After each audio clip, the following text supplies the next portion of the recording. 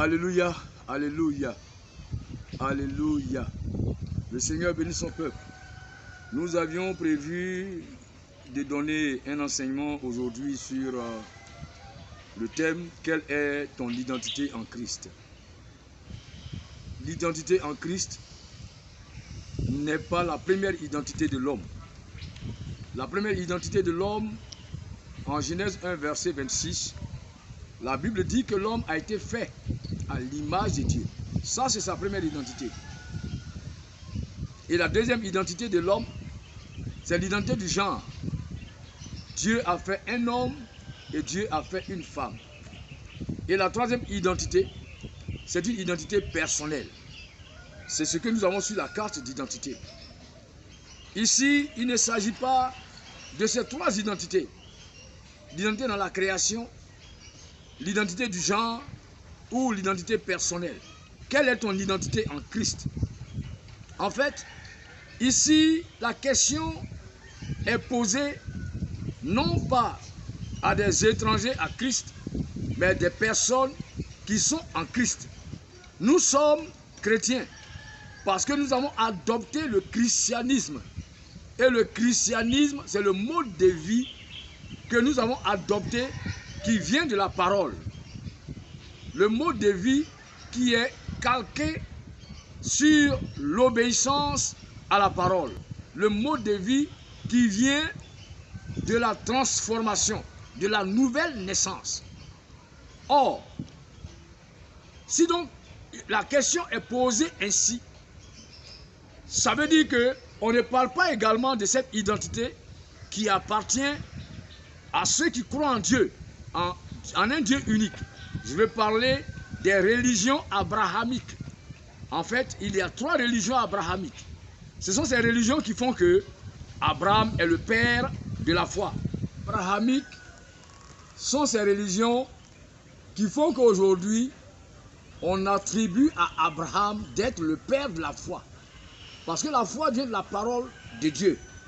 Et ces religions, la première, le judaïsme, son livre qu'il utilise s'appelle la Torah. La Torah se trouve dans la Bible et se trouve être l'Ancien Testament. La Torah est dans l'Ancien Testament. Abraham n'est pas le premier à manifester la foi. Abel a manifesté la foi avant lui. Lorsque vous prenez Hébreux 11, vous allez voir qu'il y a eu des gens avant lui qui ont manifesté la foi. Mais eux, on ne peut pas les appeler les pères de la foi parce que d'Abraham vient le judaïsme, vient le christianisme et vient l'islam. C'est donc le père de la foi. Il ne s'agit pas donc de cette identité des personnes qui croient en un seul Dieu, en un Dieu unique. Mais ici, la question, quelle est ton identité en Christ, est bien dans un seul domaine. Un domaine restrictif, un domaine restreint. Le chrétien, le christianisme, le mode de vie duquel parle Paul en 1 Corinthiens 11, verset 1, où il dit « Soyez mes imitateurs comme je me le suis du Christ ». Et Jacques 1, verset 22, verset 23, « Ne vous bornez pas à écouter la parole, mais mettez-la en pratique ». Et le Seigneur qui dit à ses apôtres « Allez partout ». Ce n'est pas pour faire des chrétiens évangéliques, des chrétiens célestes, des chrétiens catholiques ou d'autres chrétiens, mais non, allez faire des disciples.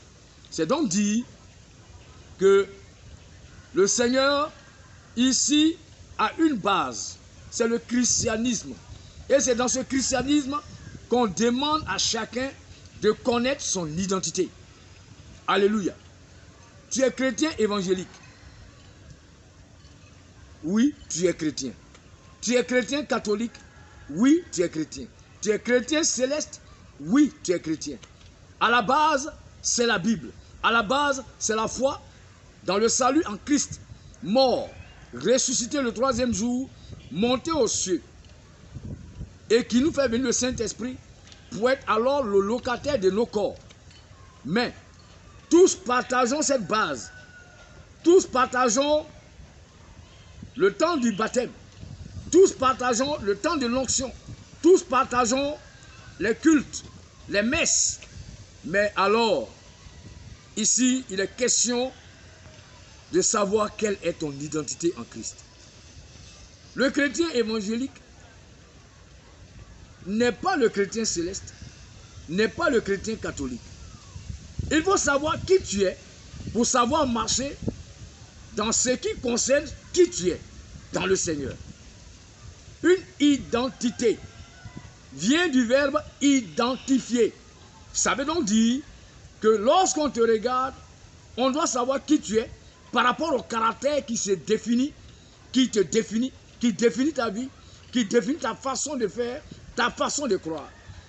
Au départ, toutes ces religions parlent de baptême, le baptême de repentance. Ça, c'est la base. Il y a des religions chrétiennes qui font le baptême par aspersion. Le catholicisme, par exemple, fait le baptême par aspersion.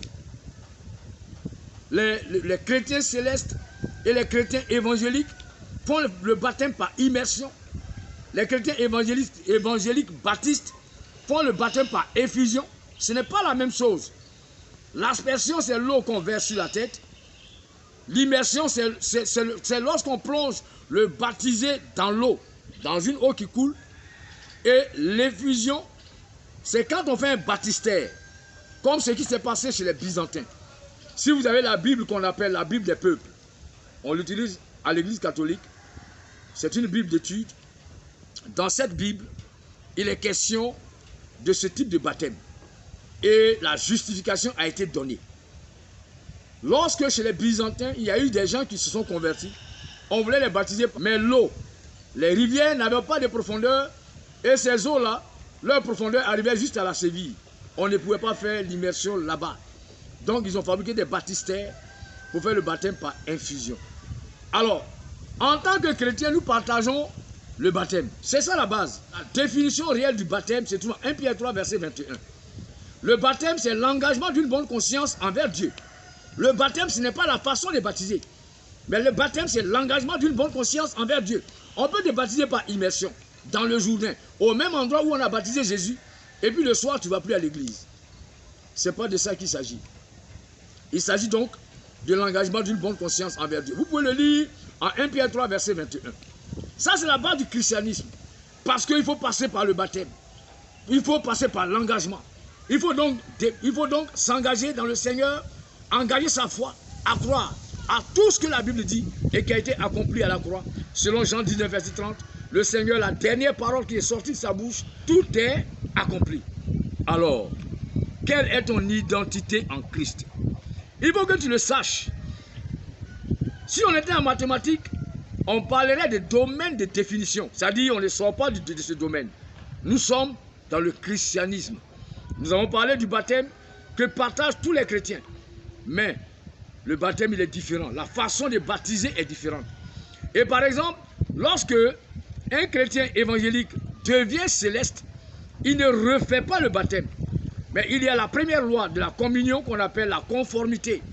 Il y a la conformité et il y a la compatibilité. Ce sont les deux lois de la communion. La conformité, vous voyez, l'eau est un liquide. L'eau de mer, l'eau des puits, ce sont des liquides. Ces deux peuvent se mélanger parce que déjà ils sont conformes. Elles sont plutôt conformes. Mais en plus, il faut la compatibilité.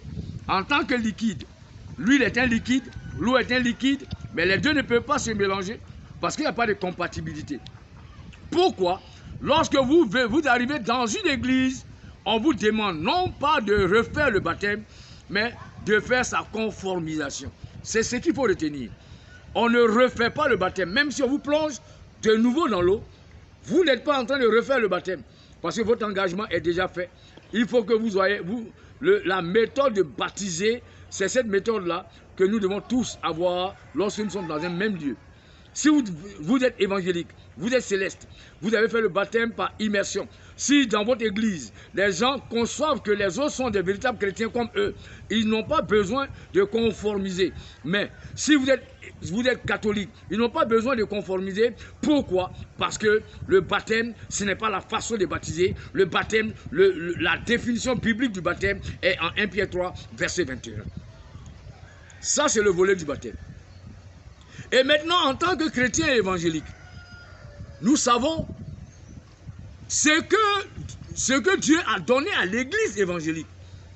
Comment Dieu veut que ces chrétiens évangéliques croient. Comment Dieu veut qu'ils prient. C'est différent chez les catholiques.